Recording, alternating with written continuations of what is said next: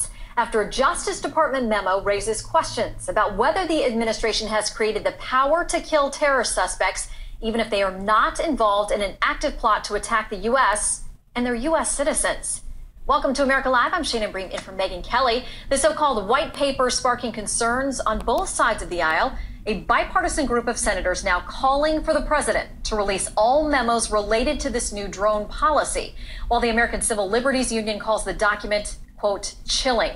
The DOJ seems to be arguing that the White House has almost the power to kill indiscriminately. Here's White House Press Secretary Jay Carney just moments ago. This president takes his responsibilities very seriously, and first and foremost, that's his responsibility to protect the United States and American citizens. He also takes his responsibility in conducting the war against Qaeda as authorized by Congress in a way that is fully consistent with our Constitution and all the applicable laws. All right, Judge Andrew Napolitano is a former New Jersey Superior Court judge and a Fox News senior judicial analyst. He was a vocal critic of some of the Bush administration's war on terror policies. Judge, what do you say to this one?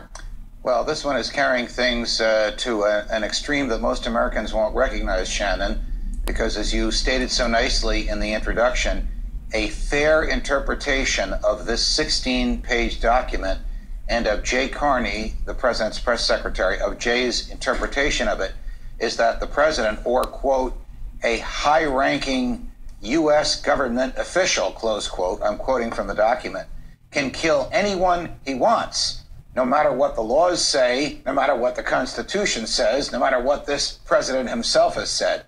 That is nowhere justifiable under the Constitution, nowhere justifiable under federal law. In fact, federal law and the Constitution are to the opposite.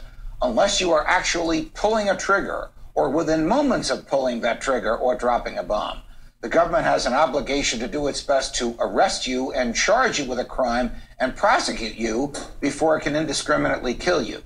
In the case at hand, the 3 people killed were Americans. One of them was Anwar al-Awlaki, admittedly an anti-American cleric who the government says participated in plots against us.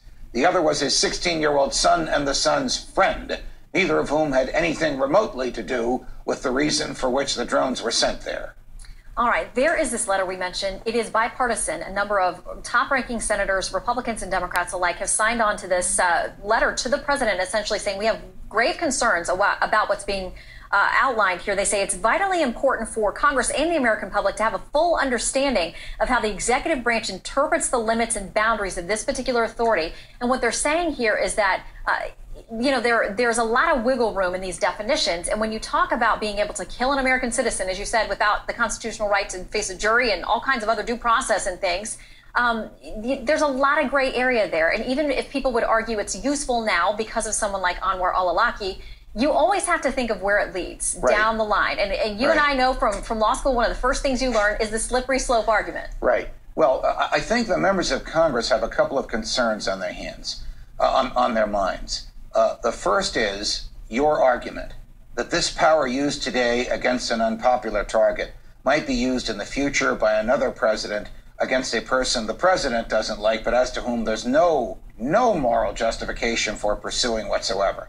Another concern is this 16-page white paper is written so vaguely that the logic from it could actually be extrapolated to permit the president to kill Americans here in the United States. And the third concern the members of Congress have, I would suggest to you, Shannon, is they're upset that they didn't know about this because there's another federal statute that the president violated when he did this without telling them. You see, when the president ramps up the war on terror or decides to move into another area or use the CIA to engage people, whether to arrest them or to kill them, he's required to tell the Senate and House Intelligence Committees ahead of time and get their consent.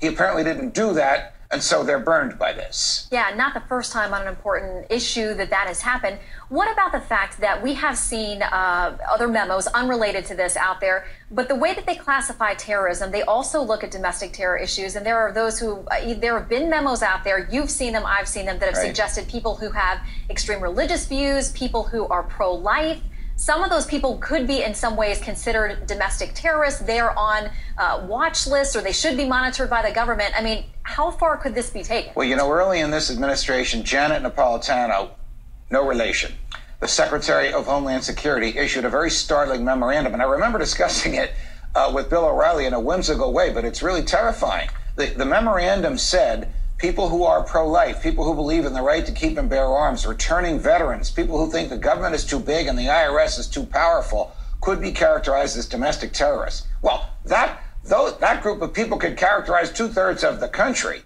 And this language, this frivolous use of language by this administration, and then claiming they have the right to use force to stop dead in their tracks the people who fit into these categories, violates the principles of the Declaration of Independence and violates the supremacy of the Constitution, which they've taken an oath to uphold. This is all very dangerous stuff. The government gets its powers from the consent of the governed.